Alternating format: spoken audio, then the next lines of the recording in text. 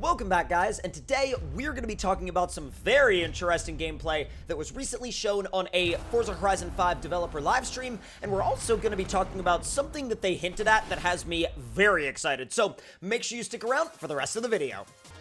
Now, what we're actually going to be seeing here is a showcase event called Buggy and the Beast, and it's actually a really cool showcase event because you set off in this Bronco buggy racing against not one, but two Hot Wheels monster trucks. Now, there's also something that they were hinting at a little bit later on that I'm going to actually splice into the video so you guys can see it in context of the live stream.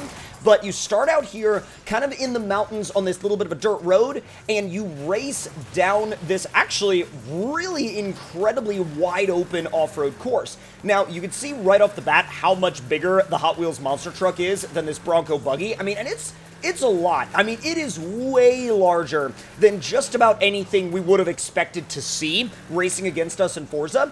But I think one of the most interesting parts about it, by the way, this drop is insanely gorgeous. Absolutely just insanely gorgeous. That is one of the biggest things that they've made sure to focus on, I feel, with Horizon 5, is every single one of the vistas in this game is just mind-blowing. But back to the monster truck itself. Now, I know we've raced against giant vehicles before in previous showcase events, but what's cool about the monster truck is the fact that, you know, while it is absolutely massive, it still somewhat fits within the restrictions of like a normal race course. So even though this one and the other one that is about to join us momentarily, even though they kind of deviate from the main race course from time to time, like that one did over there, it still seems somewhat believable because it's within that same space. It's within the same plane. By the way, speaking of planes, a little bit of a flyover right there from the dang cargo plane. They really just always keep you on your toes. There's always something going on, and it's like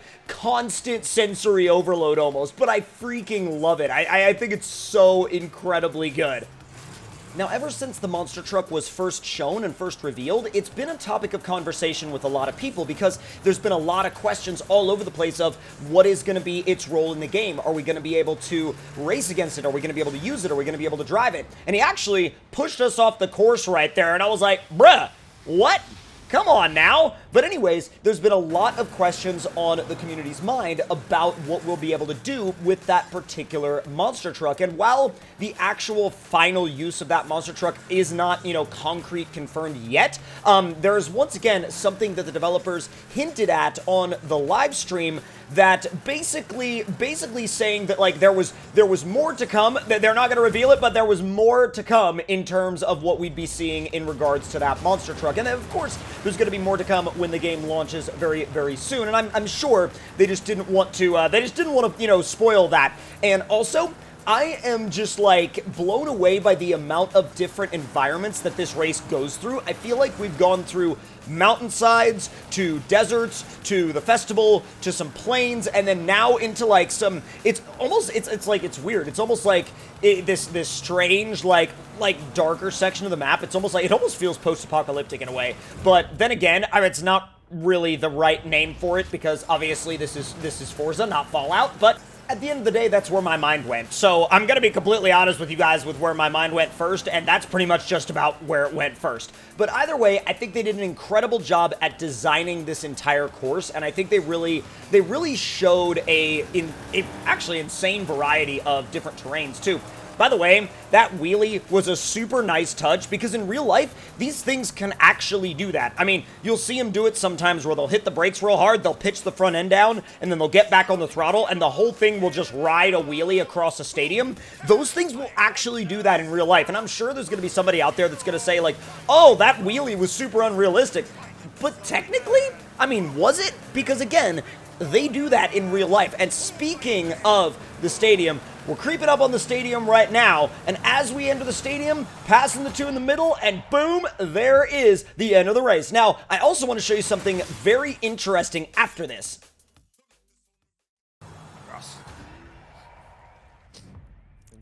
That was close. I think so. Hooray! And let's dip the feed. Let's dip the feed because nothing of interest happens after that. There is nothing more to see in that stadium. If there is, you know, it's not too long to find out potentially if we're lying to you or not. But now we're going to have a look. Is that so? have a feeling that something happens next. I can't quite put my finger on what it is, but I have a feeling there's something that happens next.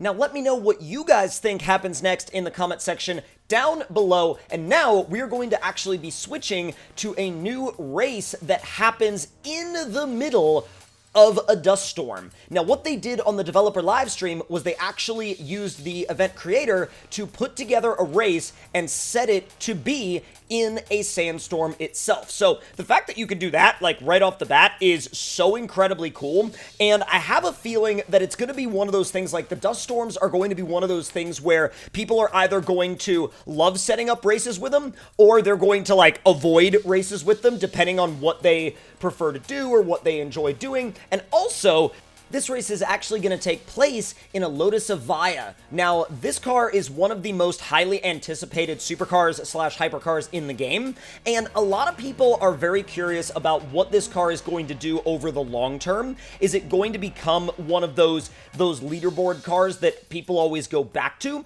or is it going to be one of those cars that people will use a few times and then go, you know, I mean, this is cool, but I'm going to transition into a different car? And I think that the car has a ton of potential. I really, really do. And not just because of the way it looks. I mean, I think it looks absolutely incredible. I think it looks super out of this world. But in terms of actual performance potential, I think that's extremely high.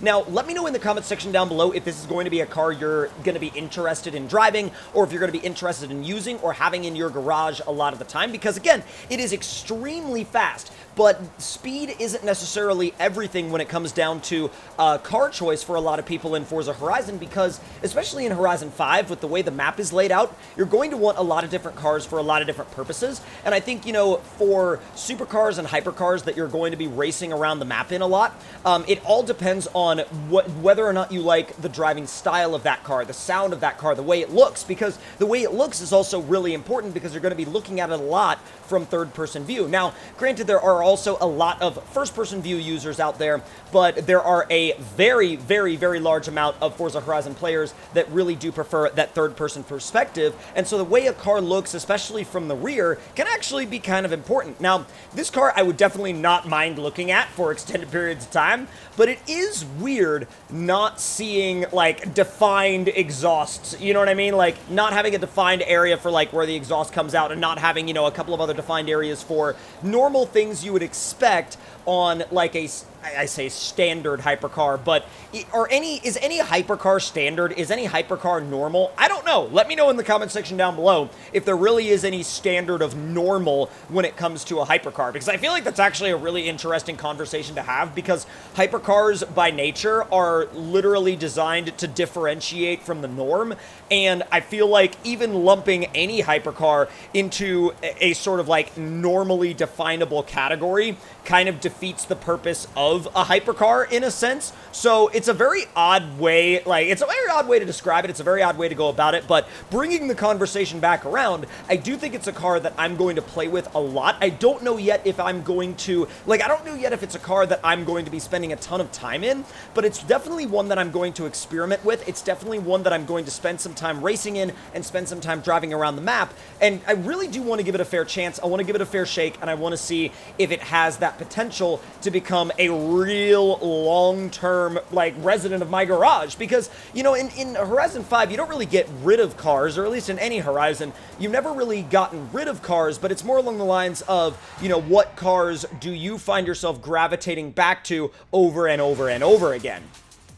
But before we finish up here, make sure to let me know any of your thoughts and opinions in the comment section down below. It could be in regards to anything that we talked about here. Are you excited about the monster truck? What do you think we're going to be able to do with the monster truck? And also, what other off-road vehicles do you think you're going to be spending your time in? And also, in regards to not only the off-road vehicles, but in the race that we saw as well, what on-road vehicles do you think you're going to be spending your time in? Because once again, I know that a lot of people are going to be spending their time in supercars and hypercars in terms of when they're driving driving on the road, but there's always going to be those cars that we all gravitate back to. I even found that for myself back in Horizon 4. There were always cars that, like, if I was going to do a blast down the highway, there were always cars that I gravitated back to for that. If I was going to do a back road drive, there were always cars I gravitated back to for that. Same with going for, like, you know, a drift run up in the mountains, or maybe going for, like, a cross-country blast across some fields and some jumps and some off-road trails. There were always vehicles that I gravitated to specifically for that.